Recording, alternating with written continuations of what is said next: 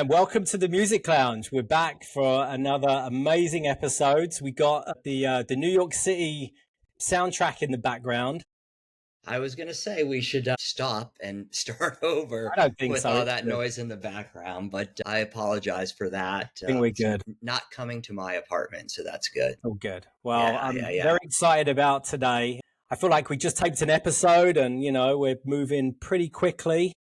And we like to dig back into our own personal journey, and someone that was there from the beginning that gave me a shot and believed in me and gave me an opportunity in my career is Mr. Kevin Lyman.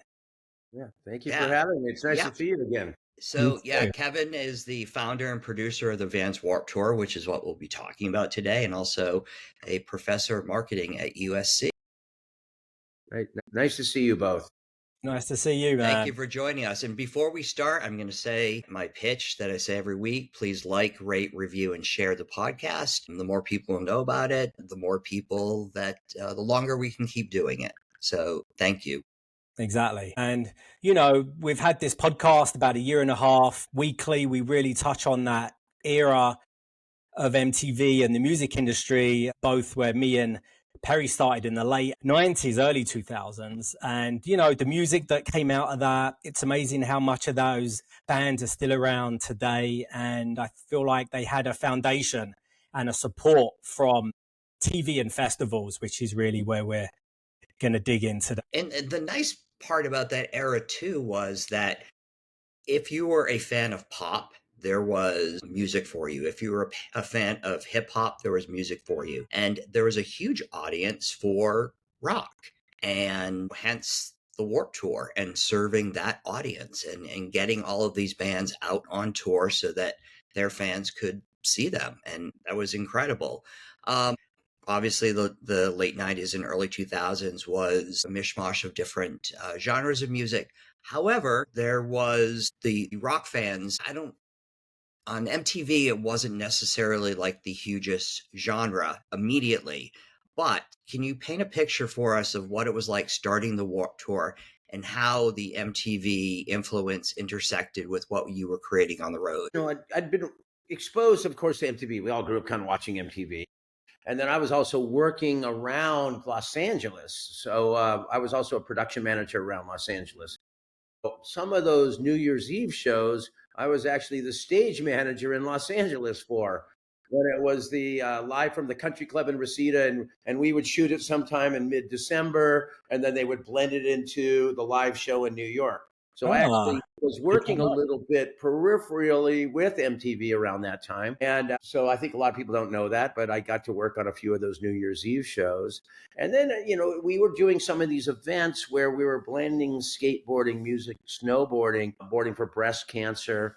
Matt Pinfield was a big person and persona in Los Angeles. I was doing some of the rock events for Ricky Rackman's birthday parties and all these kind of things around Los Angeles. So, I was meeting people from MTV and more of the personalities around LA.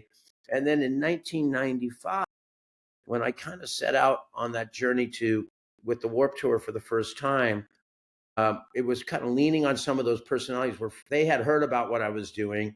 And somehow they convinced the powers to be to bring MTV Music and Sports out to come and visit us and be part of our first year. I think they came out and maybe spent a couple of days with us and captured content and talked to some of those bands. And those early bands, I was trying to bring them out. Were the Sublime and No Doubt and Quicksand and Orange 9mm and No Use for a Name. So it was a very eclectic lineup. Those people were about my age. The personalities were just a little younger than me.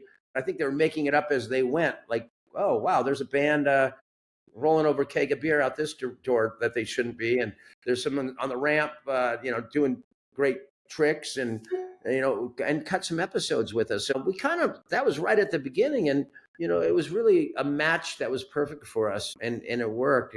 It went for a couple of years, and then I don't know if the show went away, but our association at that level kind of changed a little bit. But they'd come out and cover shows with us. I know they continued doing news segments and interstitials.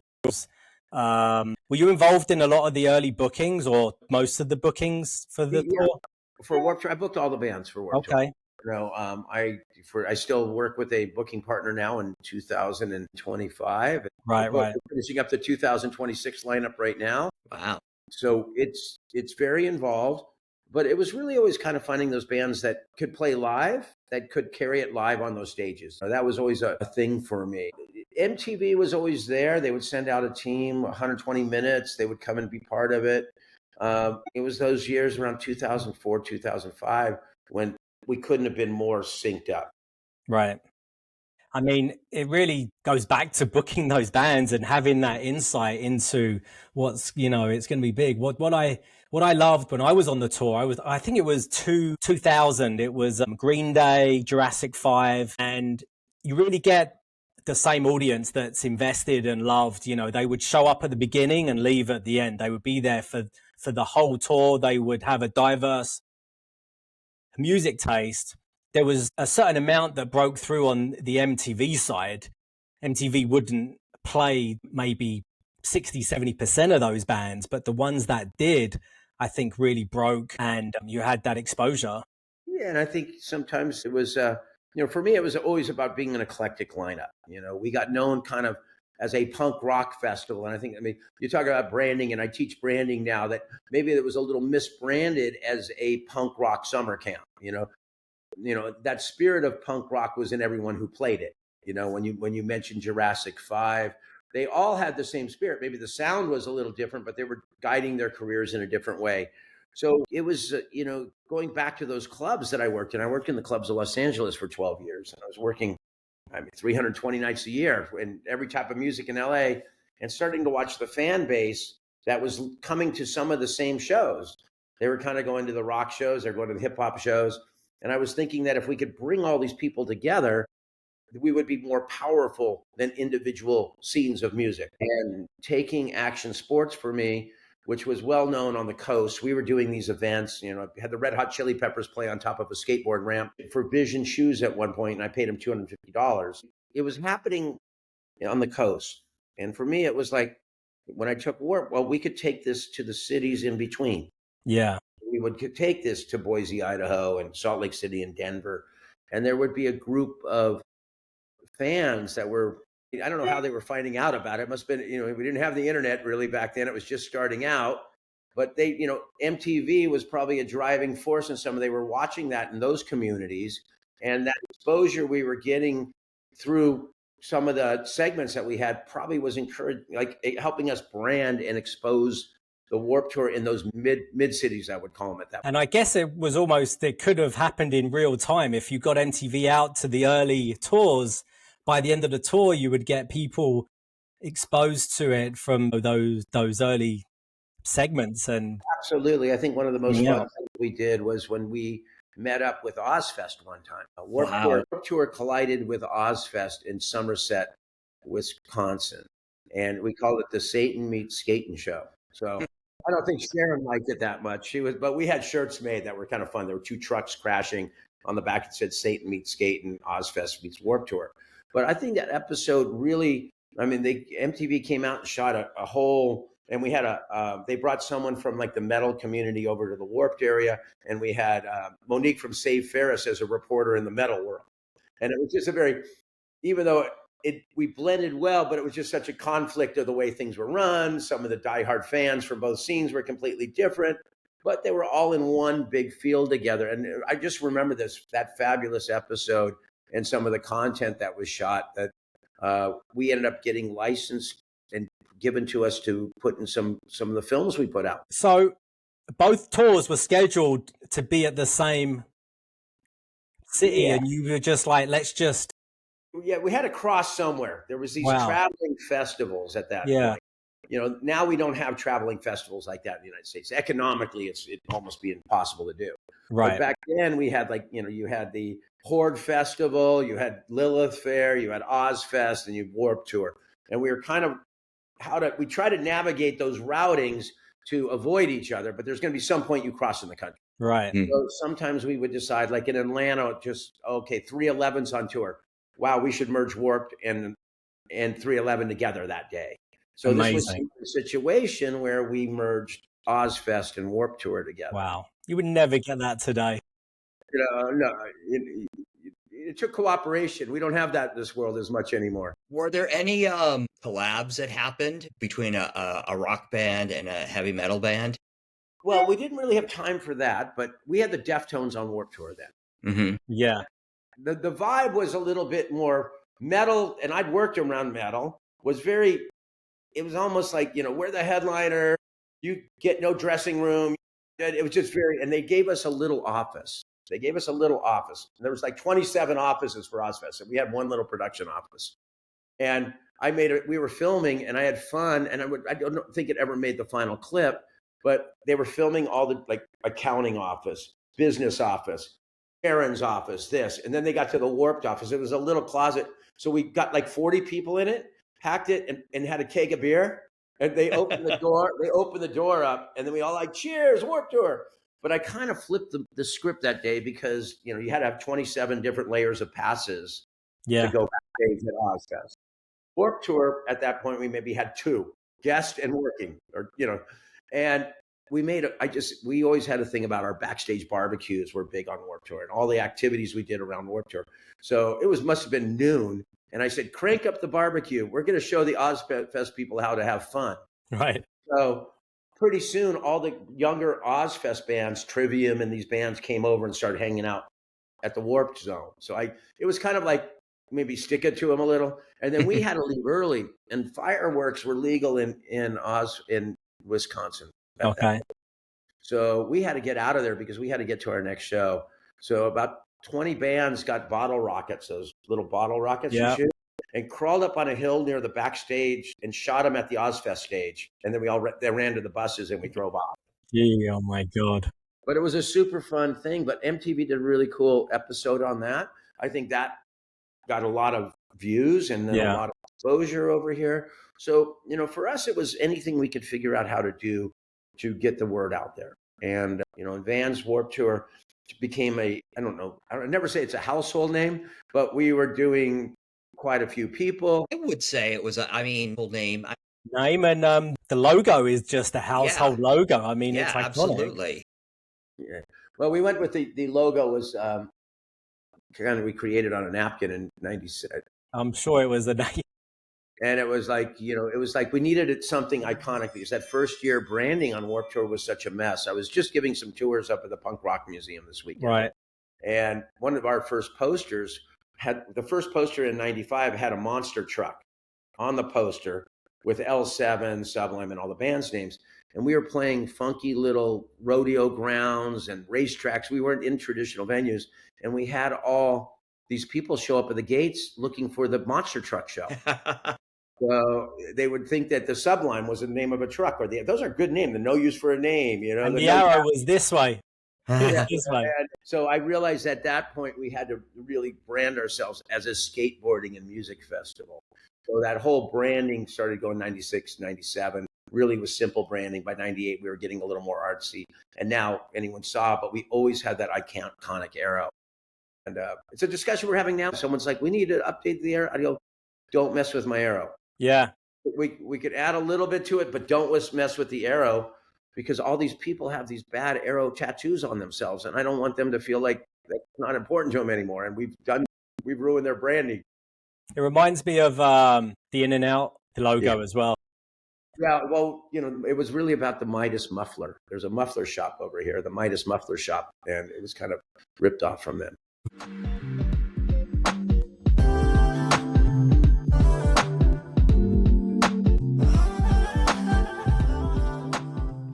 It's interesting when we look at Fan and how they discovered music and bands. And back then you looked at MTV as a way to discover music, but also you would discovered a lot of new bands from going to the Warped Tour. You might not know every band, but that's a good discovery platform before streaming, before algorithms. How do you think discovery back then is almost different to how bands discover artists today?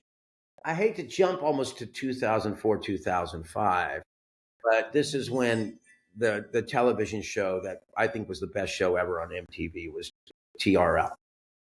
You know, TRL was a place that, you know, just seemed to galvanize music fans to a place to go. Now, maybe those hot summer days, and this was kind of when I was changing the sound of Warped Tour a little bit. So it was almost like hand in hand. I was starting to book bands that maybe weren't our traditional bands, but they were also like My Chemical Romance, Fall Out Boy, AFI, these type of bands. Was that because you were thinking about expanding the audience and the demographic and how Yeah. popular MTV was, and you kind of wanted to incorporate? Well, it was the same time I was booking them and Right. MTV was thinking about them. So Okay. it wasn't, I didn't see him on MTV first. So you And were I don't first. think they saw him on Warp first. It was just kind of this synchronicity that kind of naturally happened. Mm-hmm. I wasn't talking about them when I'm booking. I wasn't watching TRL necessarily as much as other people. But, you know, I had these bands kind of showing up. You know, I just remember these bands showing up in their vans and we'd put them on the smallest stage. And I'd be like, wow, the sound. And some of the punk bands were starting to be like, oh, wow, there's a whole new sound here. Thanks for having us all these years, Kevin. But we know you had to evolve to exist, you know. And if I had got locked in a certain sound, and I say this a lot, I always pay homage to the past, but you have to look forward to the future. But you're always going to have those bands that were important. So that importance to the early part of the Warped Tour were the Bad Religions, the Pennywises, those bands, as No Effects, those bands, and they Yeah. were always important to me, and they still are. But there was this other sound coming, and I was like, wow, this is a little different around 2004 when they first showed up, and we maybe gave them one show, two shows, these little bands. And I took a gamble in 2004 to book My Chemical Romance, Fall Out Boy, and those bands and give them $2,500 each a show a year out when they maybe got $500 in 2004. Say, look, I'm going to give you 5 times you've ever made in your whole life. It was also the year that I pivoted and felt that the music was changing by bands like The Used, and they're being played a little. MTV was doing them, and I started the Taste of Chaos tour in 2005. It was our indoor version of Warped Tour, headlined by My Chemical Romance, or no, headlined by The Used, and we had My Chemical Romance, Kill Switch Engage, You were Census, right there. Yeah. Wow. and that became my arena tour during the winter that just slammed it. But MTV was doing having all these bands on TRL, which was probably one of their most watched shows ever. I don't know the ratings, but that was a reactive fan. So in 2005 we went out, and it was we had Offspring, we had the traditional bands, but then we had Avenged Sevenfold, which was super funny because they showed up with a smoke machine. First band that Right. brought us to play in the middle of the day. We had My Chemical Romance. We had Fall Out Boy. I think there was also Hawthorne Heights and Under Oath. So MTV, TRL, they were putting them on TRL, and we normally averaged about 500,000 tickets a year. That's a good average. That year we did 780,000 people. Wow. And merch I read as well, right? Merch went up for those bands too. Yeah. Did you notice a change in the audience makeup in those years of Warp? That year was interesting. There was two questions there. One, merchandise. Merchandise was crazy. That's where I met a woman named Kate Truscott, who ended up coming to work for me. My Chemical Romance didn't really care about the $2,500 that they were getting a show. Maybe their agent did because he could commission that, but no, they couldn't commission the merch sales. They were doing $60,000 a day in that parking lot with the Warped Tour merch rate of 10%. Unlike a lot of the festivals, they weren't really necessarily worried about their guarantee. They were connecting in such a large way, and the audience started to change. And that year, it was a tricky year. You know, if you have partners that aren't out with you every summer, they're like, oh my God, we're crushing it. It's 780,000 people. Financially, it was only the first year that we ever made money on tickets. Up to that point, we depended on merchandise ourselves and sponsorships, but it was crazy. And we would show up, you know, 1/3 of the audience had never been to a concert, had never been to out in the sun that day, summer. I think they never went outside. They were watching too busy watching TRL, Yeah. which is great. But you But were everywhere. You were in everyone's backyard. And then they all decided that they wanted to go to a 9-hour festival when it was 100 degrees in Arizona, or 95 degrees. And it was like a battle. I was scared to death really that whole summer, because the audience was they were a little more of what maybe radio was driving, those radio shows where you wanted to hear those big songs that you heard on TRL or on MTV, and they wouldn't move, they wouldn't eat all day, and they wouldn't go to the bathroom all day. And then they would pass out in front of the barricade as soon as their favorite band come on. And we developed a lot of things that are used in the festival business now by having to triage people so quickly, because they hadn't eaten, they would pass out in the sun. We started treating people under the stage, give them water, give them fans, and they'd come right back. But if you put them in a cart and took them to a medical tent somewhere, they would go into shock. It'd be a much bigger problem. Mhm. So one, we can thank TRL, we can thank 2005 for developing a lot of the things we use in 2024 to keep fans safer. Do you, changing the subject just a little bit, I'm big on artist and fan interaction. Do you know any examples of how artists back then would interact with fans on tour? Obviously, they would do maybe meet and greets or like signings at the merch booth. They're like, oh, at 2 o'clock, so and so is going to be at their merch booth. Come by, Really, those bands were so young, right? Or they would just be around the festival grounds, right? walking around the festivals, but this was the first time that we had to have some security around some of those signings. Gotcha. Usually the band would go, and those super fans having that access to those bands, because they were not paid VIPs or anything. It was like, I still don't do VIP. It was kind of in 2024. It was amazing how many bands went out and signed this year. I hate paid VIP tickets. Yeah. So that was my thing, is I encourage those bands. This is the moment when you solidify these fans for life. Mhm. So sign something for free. You thank them for coming out. Some of those bands would sit out there for 3-4 hours trying to get to the end of the line. Eventually we had to get to a point where there was a end of the line person. This is the end of the line today. But there were some artists who would sit there and just say hello and meet everyone. And I think that a lot of those fans are the ones that are still going to those bands and hold them dearly. So you still think that subculture of fandom is still involved with those artists that they loved when they were seeing them for the first time on the Warped Tour 20 years ago? Yeah, I was just at a festival this weekend called When We Were Young. I was there doing stuff with the museum, but you go to those shows and there's people that first time I saw them was a Warped Tour. They vest in going to those festivals. So semi-nostalgia, remember the best times of your life, I always say, were, even though teenage years were a struggle for these kids in a way, but it was also the best times of their lives when they had no responsibility. They had no mortgage. They didn't have to deal with going to work every day. They had that beautiful day in the sun and they met their idols. Then that's built in their hearts, and they've always had a spot to kind of recapture those moments. And this scene of music was so much where those songs still meant so much to those people.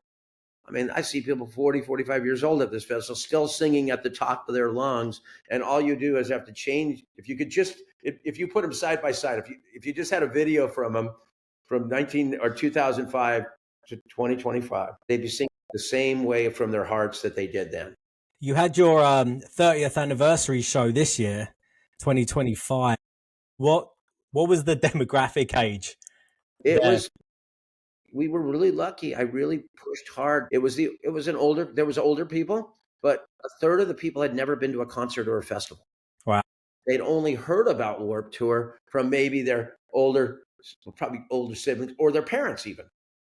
I don't want to get into say grandparents at this point. Yeah. But I say the average age was in the low 20s, 24. Okay. Yeah. Do you think that there's any artist today who could inspire that kind of fandom, other than a Taylor Swift, who could inspire that kind of fandom with that audience? Well, we don't have all the tools firing like we used to. I think so. I think there are. While I'm here, I tell people I don't necessarily need to produce another festival. I've had multitudes, well over 1,000 shows, not only with Warp, but every other brand I ever did. But I really believe that we need something to be able to boost the next set of headliners. I don't have those discussions with MTV and like who we're working with and what you're doing, or later on, or there was Fuse Television or people like that, or AP Magazine or all the late. So we're kind of, using You have future, TikTok. well, beyond that, but I think there's bands, that I got excited. I have another tour out. It's called Summer School. It goes out and does about 22 to 23. I kind of help in the back end of that with two people that I mentored who went on to be successful in the business that worked for Hopeless Records, Eric Tobin and Mike Kaminsky, that I kind of worked and mentored with.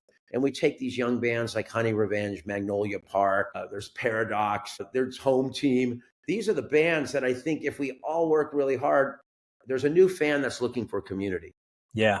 Warped Tour came back and everyone said 30th anniversary. It had nothing to do with the 30th anniversary that we came back. I just think the timing was right from being around young people and watching them go into that pandemic era. And then kind of this drifting through looking for a sense of community. And that's really why I felt we could bring Warp back and re-engage. And everything we're doing right now is re-engaging the community. And you can have community through social media, but it's not the same. Like, to be able to have that live interaction with an artist and other fans is so incredible. And it's so memorable too.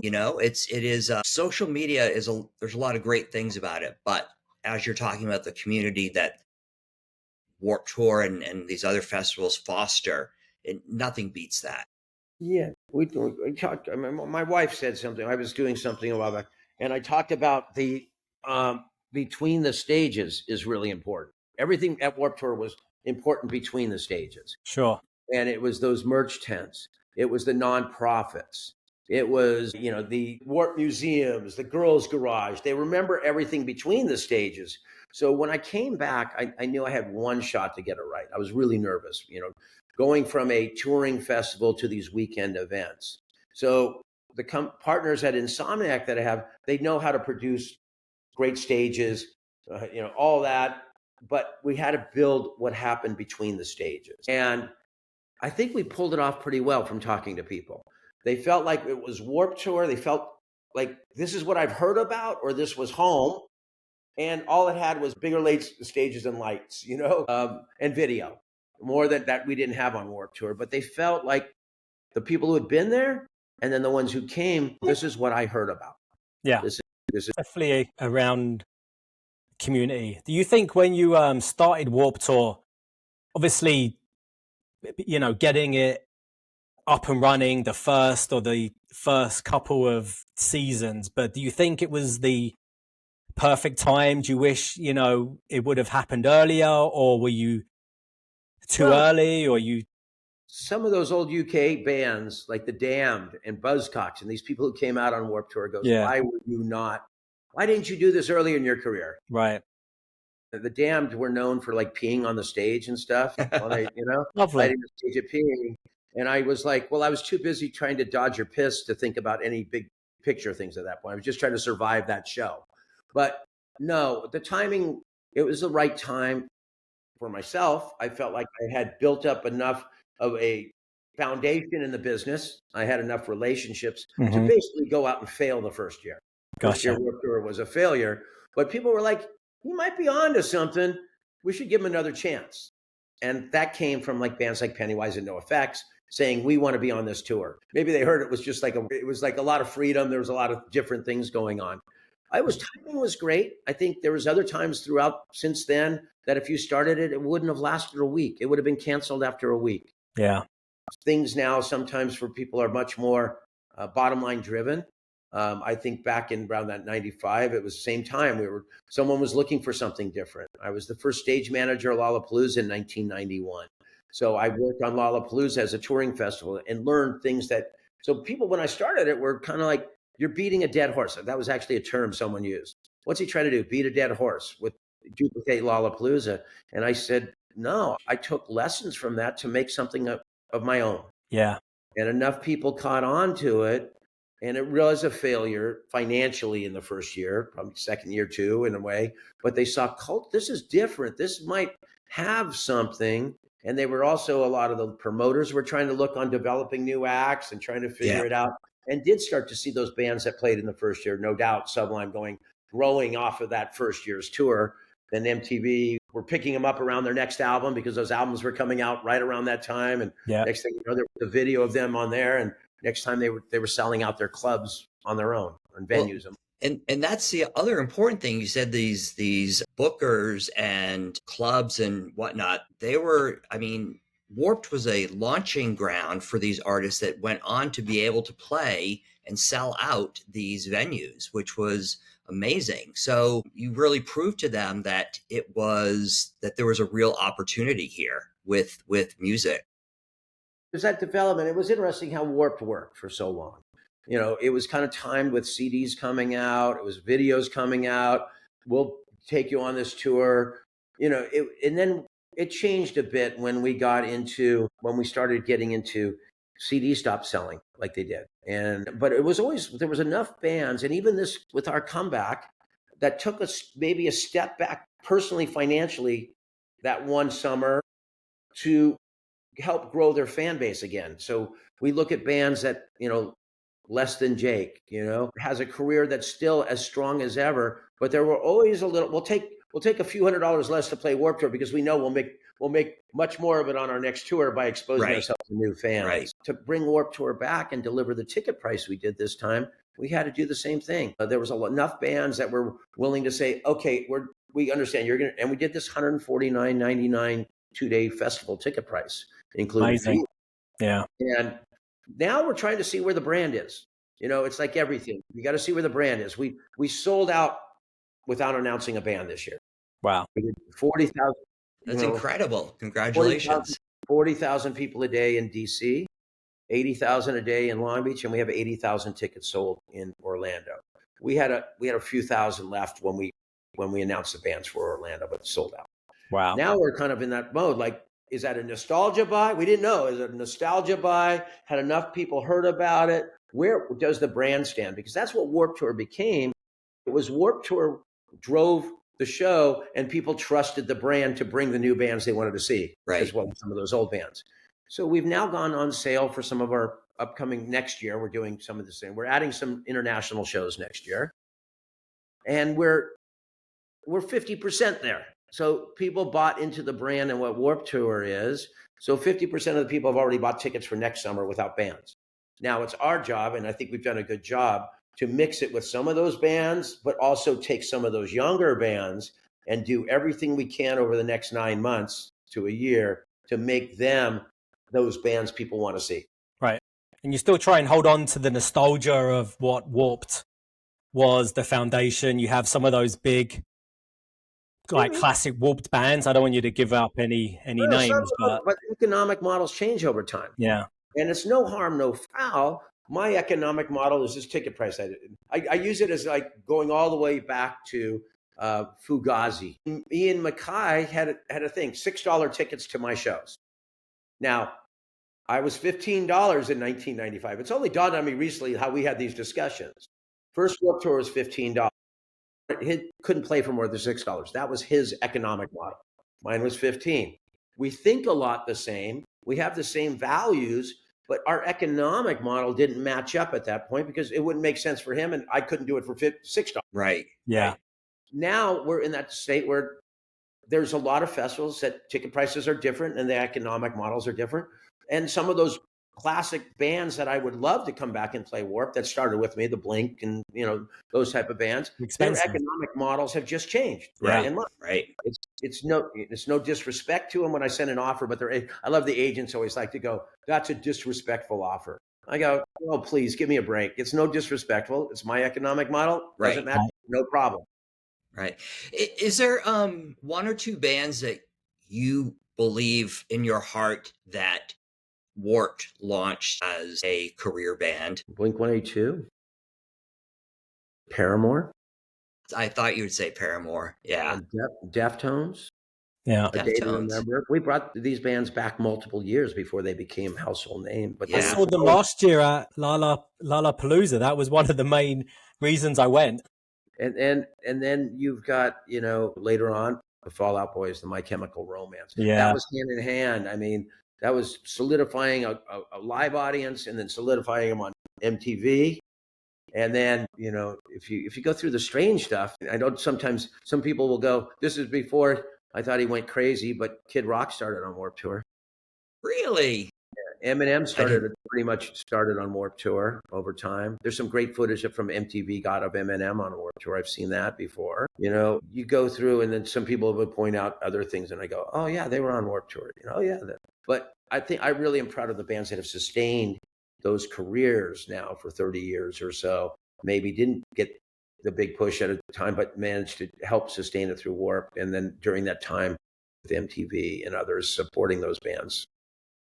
It's amazing how some of these bands still have incredible careers, and it just keeps going and going after 20 plus, almost 30 years. There aren't many bands that can do that. Yeah, and we were, it's interesting, we had all those genres of music just like the first year. There wasn't a punk show. There was indie, there was ska, there was rock. And now in our booking, we're booking the same way. And people are like, oh, I just love that this festival is like, I could just wander. I mean, we had weird bands like that might be weird to Warp, but they're great bands. Treaty Oak Revival, which is kind of a country rock band in America, does arenas, came and played Warp Tour, just wanted to be there. Or those fun bands like Flogging Molly and, Gogo Bordello can Love fit. those, yeah.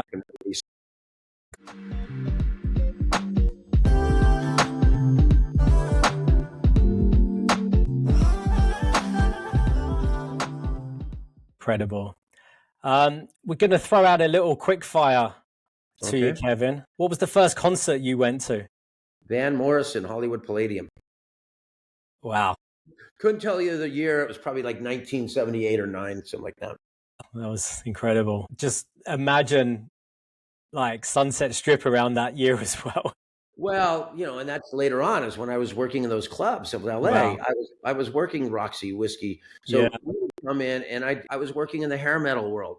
Yeah. Because I was a punk. I wanted to work every night of the week. Right. So I was working the Ramones one night, and then I was working a young Motley Crue or Poison another night of the week. Or we had these shows that were all of a sudden this band started showing up that we had opening Guns N' Roses and Hole and Nirvana. It was like a time when I just really was immersed and working literally every night of the week. I couldn't work enough. Right. What was the first album you bought? Simon and Garfunkel, Greatest Hits. Either it was maybe 4th or 5th grade, and there was a talent show, and we learned Cecilia. And I don't know the words. Amazing. Cecilia, get down on my knee. I don't know. It was like that. We learned that for a talent show. Right. I played it on bongos. Do you have a favorite artist right now? Well, I just went back. 2. It'd be Hozier. Okay. And Leon Bridges. And I just amazing. I went to the Ohana Festival, and they both played on the same night. So it was great. Wow. I just heard today Mumford & Sons has a track out with Hozier. Oh, I bet it's awesome. Yeah. We love Mumford & Sons too, but you said one band, but I said 2. But, and that's the interesting thing, because I had to get away, because I got to a point around 2018, 19 that I was just listening to music to book. Okay. We were just listening music to book. I do say this a lot. I didn't have the goosebumps anymore for the business. Mm-hmm. I worked so hard for all those years of Warp, and then 12 years before that. So pivoting over to the education world, I was re-inspired by my students, but I also started listening to music to enjoy again. Mm-hmm. And I think listening to music to enjoy again has allowed me to kind of think about, it's not just constantly like, will this fit on one of my festivals or tours? Well, what's your platform of choice? And then now it's like, and I go, I guess you lose your punk rock card when you say Hozier and Leon Bridges, but they're pretty fantastic to me. Yeah. Is there an artist or a band that your students have introduced you to? There's a whole, what's his name? God, so there's a controversy around him. They always introduce me to some band. So far, or something like this kid popped off the wrong way on the internet about a fan, and we're studying how you don't handle stuff right now. Mm-hmm. Okay. I listen to some of his music. Was that Role Model or? No, yeah, I think it's that guy. Sonia. I don't know. I'll find it. See it here. I don't know. But they were all. We spent a whole time talking about just how not to handle your career. Somebody went on social and said that Somber was the worst show that they had ever seen, and he basically went back, and I guess the fan was like in their 30s, and he's like, listen, you're going to come to my show. I'm going to have a teen audience. Like, that's just how it is. He was 25. Oh, okay. All right. 20.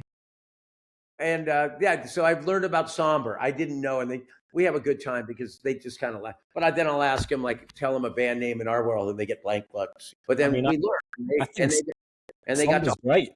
They all got to come out to Warped Tour in Long Beach. A lot of them came out, and it really turned their perspective on the way they're thinking right now. Right. I can talk about this kind of stuff, but for them to physically come and see it. And then in a couple of weeks, I'll do a live from the band's Warped Tour teaching classes while I have to be there for that show. Well, it's also probably the first festival that most of them have ever been to, too. Yeah. First exposure out here on the West Coast is usually you're going to go to Coachella. That's just and then you're trying to, maybe now they love Tyler, the Creators. Camp Flog Gnaw is a big one with my students. But now more of them are talking about Warped Tour. They're telling each other, hey, gosh, you got to come down next year and see what Kevin does. So when I was working at MSO, I worked the first two Coachellas. I think it was 99 and 2000. It was Tool, it was Morrissey, Rage Against the Machine, and, just incredible bands. When you look at the lineup today with like Justin Bieber, and I mean, it's gone so far different. Are they just trying to appease a crowd and an audience? The audience drives your festival. And sell tickets, right? Yeah, the audience drives your festival. You think they lost the foundation of what they were, that Warped would never lose? I would never credit, because me and Paul went to school together. Right. I did run all those shows for Golden Voice. I did the first show out on the Polo Grounds when we were fighting Ticketmaster with Pearl Jam. Okay. I produced that show for them. I don't think so, because you have to evolve. The Coachella fan base evolved into this. Mm-hmm. Paul is just curating for the people that come to his festival. You will always see some influence of Paul. Paul comes from punk rock, so he's going to always have this year. He actually has more than ever in a long time. If you look at the lineup, there's a lot of the Turnstiles and these kind of bands. Yeah. But he's always had that influence, but that audience drives that festival. And it became what it was. And you have to curate for the people that are supporting you. But try to have the influences, expose them to something they don't know. Yeah. You've worked with so many artists and tours. Do you have a favorite piece of like music, memorabilia or swag or something? Where I guess there was a photo recently, and I'm not a bigness, like my wife, the Punk Rock Museum, we have a nice exhibit. Oh, so that's all your memorabilia in a museum. Sometimes it said we've thrown away better stuff, but we're not big collectors in our family of this type of stuff. If I go back, I have two things that I really kind of hold dear. One was the original artwork, the first artwork the Ramones, Arturo Vega ever made. It was the first piece of art. He had it signed, and he was the person who created the eagle, the iconic stuff for him. And he was a mentor of mine. And then more recently, I enjoy in 2006, they shot a cover of Billboard. And I convinced Hayley Williams, she's so young, that it's okay to be in something without your band once in a while. So we have a photo cover with Joan Jett, Tim from Rise Against, Fat Mike from NoFX, Hayley Williams, this Spencer from Under Oath, and Tim from Mayday Parade. And it was just us under the Oakland Bay Bridge. And I just kind of that's kind of a cool photo. Yeah. Everything else, since some of the stuff got messed up from smoke and things like that. But I'm not going to hold, it's not like I sit there and look at it. Maybe, if my brain starts to go some point, maybe they'll bring photos in front of me and say to remember what you did the rest of your life. But I try to look forward. I try to power forward. I'm very much a person that says, the only thing you do is run out of time. Yeah. If you enjoy your life. And I'm trying to find, in a very tough time in America here, what we're all going through, I find to try to create something at my fingertips that could make things a little better. Yeah. And I think it's amazing you're giving back, teaching as well. Love it. Love working with the students. Yeah. I don't know if I like all the paperwork. Right. And we've kind of talked about this when we look back at the early 2000s. As you're promoting the festivals, you really rely on street themes and posters and the MTV commercial spots. Today, it's, TikTok and Reels and, a whole digital strategy. Were there any lessons from those early days that you still think apply today with breaking artists and building a community and a movement. I think we're going back to those things. I think so too, right? Fanzines. So next year on Warped Tour, Yeah. very much a edit is that we want to invite all podcasters to the Warped Tour. One, to do stuff at the Warped Tour, but also have a tent where we can give them a table to go out and promote themselves to our community. And two, we did a fanzine. We did I think it was 88 pages fanzine that we gave away for free to Warped Tour fans this year, created by Z Comics, and people just going off the shelves. People free. People just love them. And I'm going to invite anyone with a fanzine and anything. We got to get back to those people because I think people need to slow down. Social media rolls so quick. You skim it. Yeah. You skip through a lot of stuff. We need the young people, by being able to teach, are looking for a way to slow down. So some of these partnerships we're working with, FYI, will.i.am, creating almost like going back to a radio station type thing, but using AI and interactive. So you'll be able to ask the radio station questions about that artist. Mm-hmm. If you find something you like, it'll be right in front of it. You can ask AI, hey, so tell me, does Honey Revenge have an album coming out? Oh, are they playing a show in Los Angeles in the next years? How many people, because even when you Google now, there's so much above what you're trying to find sometimes. Yes, absolutely. That you can't really find out even the band's website sometimes on the second page. Yeah. It's terrible. And there's so many fakes out there and scam things and fake sites. But hey, if, we might know of a podcast that would benefit from coming out. Absolutely.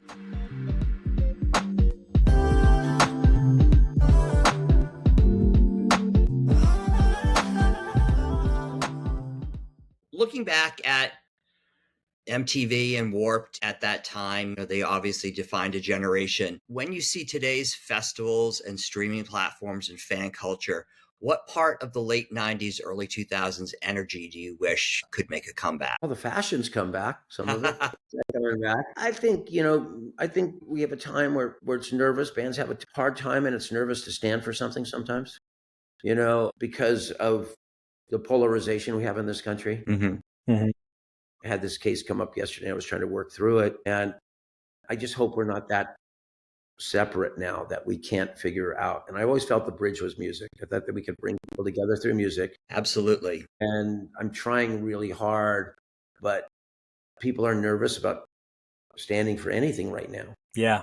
And I tell them, maybe you don't have to take such a severe stand, but stand for elder care or the need of health insurance for everyone in America. We're back to we're trying to engage. We did engage the community back in our canned food drive to bring canned food to the Warped Tour. And now, as of today, SNAP benefits are being canceled for a lot of people as this government is shut down. And there's going to be food scarcity for many people. I think there's 41 million people depend on SNAP benefits in America. Yep.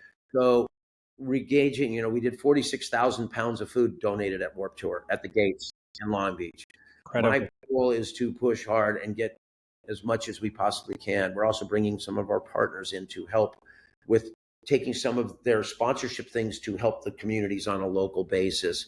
I think bands and music I still have hopes, but unfortunately I'm starting to read about the visas being canceled for certain bands and bands being nervous to come over here. And that's just, it's tough. It's tough when I see that. And I explain this to my students and, walk through, and the UK subs couldn't get into America recently. It's but if you try to tackle the whole world's problems, you're going to get run over. Right. Tackle your neighborhood. I think also what people are re-experiencing with Warped is going to a show because you're a fan of the artist or you want to learn more about other artists. Getting back to Coachella, sometimes it seems like people are going because it's a great Instagram post. You know what I mean? It's there, it feels like, there's certain music events that are attended because you want to see and be seen and be a social media influencer. I think Warped is sort of the alternative to that. I think it feels like it's so genuine and it is really serving the music fan. Well, I think that, we saw this coming. We went back to the no announcement of what time bands are playing until the day of the show. They didn't even know which day anyone was playing that first, on what day. Doors were scheduled for 11 o'clock in Long Beach. We had 37,000 people in by 11 o'clock. Other festivals, they're great festivals, but people come in around those opening acts. And no one's there, yeah. And trust me, I have new partners, and they're like, "This is great. You do that. You're going to keep doing this." I go, "I will keep doing it as long as people react to it." And Otherwise, then you get 100 people standing there for an opening act, and they're like, "Really?" Yeah. I mean, we had bands. We had a battle of the bands. We resurrected the battle of the bands, and they got to play on the main stage. I mean, there was 8,000 people there that just ran to that stage because the noise started. And right. I don't know where that band will go. All I did was I had bands that I just put on Warp that didn't have a record deal, didn't have anything. And by the end of their show in Long Beach, they were like, "Oh my God, I have 2 meetings." One person said, "I have an agent now." I was like, wow, that's okay, incredible. That's cool. You mean I can't just book you by a text anymore? I got to go through your agent? Yeah. Oh, well, but that's okay. But no, will you, at some point you may have to recognize that, have you become antiquated? And some people, is this going to work anymore? People have changed. I don't think people have ultimately changed that much. We have different tools in our lives we use, but they're striving for social connection. They're striving for community. I get all this. Well, people are different. I go, they're not that different, really. And the ones who Warped is not for everyone. Warped has never been for everyone. A lot of people don't understand Warped. That's a type of person that wants more structure in their life. It's like my students want a rubric, some of them, where they're told exactly what to do. I teach my classes where I have to teach you how to break the rubric.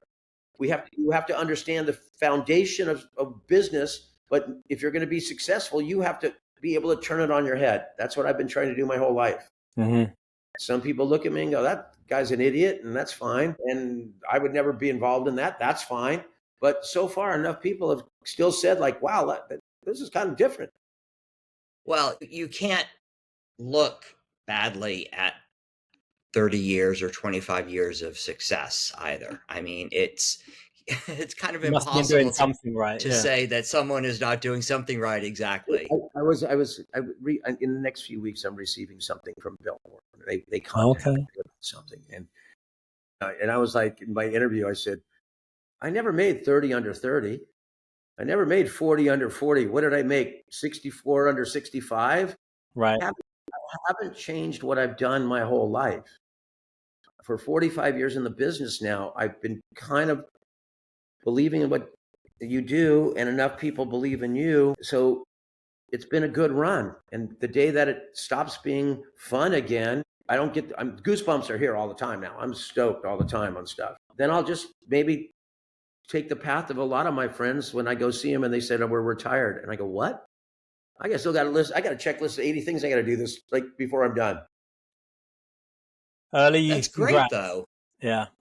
When we look at bands from the early days, I think there's a lot more pressure for some of the newer bands today, and there's a lot more mental health issues. Unfortunately, there's a lot more. They can't do anything without being filmed or with social platforms. So I think that maybe the earlier days it was just small acts, and they might get a write-up in a magazine a month later, and but now that's what we work with Backline. Mental health is a thing that people are willing to talk about. They're open about it. I have protocol at USC. When someone approaches me, one of my students now, I'm in a different world there, but I can help them. I help them in a different way. They come to me and I say, "Well, there's these resources." We didn't have those in our industry, but since people are willing to speak up about them, and now between Music Cares and Backline, it's okay, because the artist, the lead singer, is just the tip of the pyramid. Right. And the foundation of the pyramid is the crew, people on the road with them, the managers. It all is the pyramid. And if the blocks are weak at the bottom, the whole thing can collapse. Yeah. So we're now looking at the business as a whole, many of us, and opinions have to be taken. And sometimes the show doesn't have to go on. I think we had to power through a lot of things that weren't necessary. It was just the standard back then, but the standard can change now with this new generation.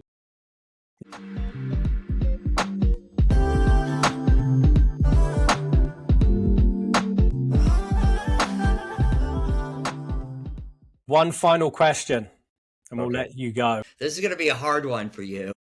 Do you have a favorite music venue or show that you've been to, or a favorite tour stop that you've always felt like, it felt like home?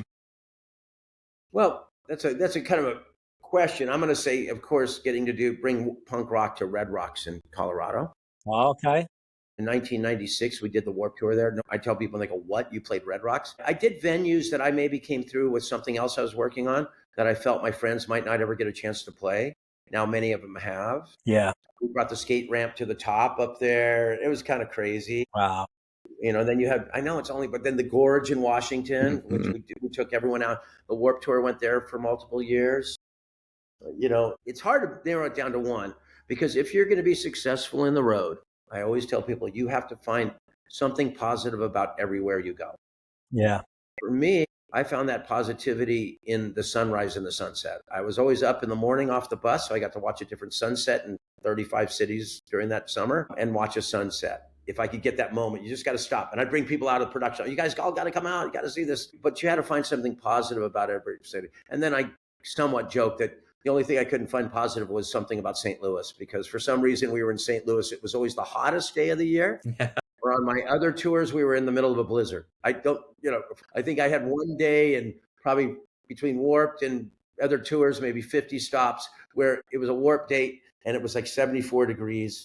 And all of a sudden it was just the joy of the people that they knew they weren't going to be beaten to death by 3 p.m. with 95-degree heat and 92% humidity. It was a special day. Well, this has been amazing. I feel energized and inspired, and definitely a trip down memory lane for me. Perry, how do you think? This was awesome. Thank you for taking the time, Kevin. We Absolutely. really, really appreciate it. And congrats on the success of the reinvention and revamped Warped Tour. That's pretty awesome. Well, hopefully you guys will get out to reconnect with us, some of the nostalgia and a lot of the new bands and brands. And We would love to. Yeah, definitely figure something out. And I miss seeing live music as much as I used to. So, I mean, a festival like this would be incredible to go to. Don't worry, we have a curfew of 10 o'clock, so everyone gets home and gets to bed. Even better. That's why we don't see live music, is because we want to be home in bed by 10 o'clock at night. I know. Shh, don't tell anyone my secret. Me too. Well, thank you again. We appreciate it. And yeah, we just want to say, rate, review, like, share. We love doing this podcast. Wouldn't be possible without our massive fan base, and we want to continue to grow and make these episodes for you. So thank you so much, Kevin. Enjoy the weekend. Take care. Talk to you soon. Thank you. Bye-bye.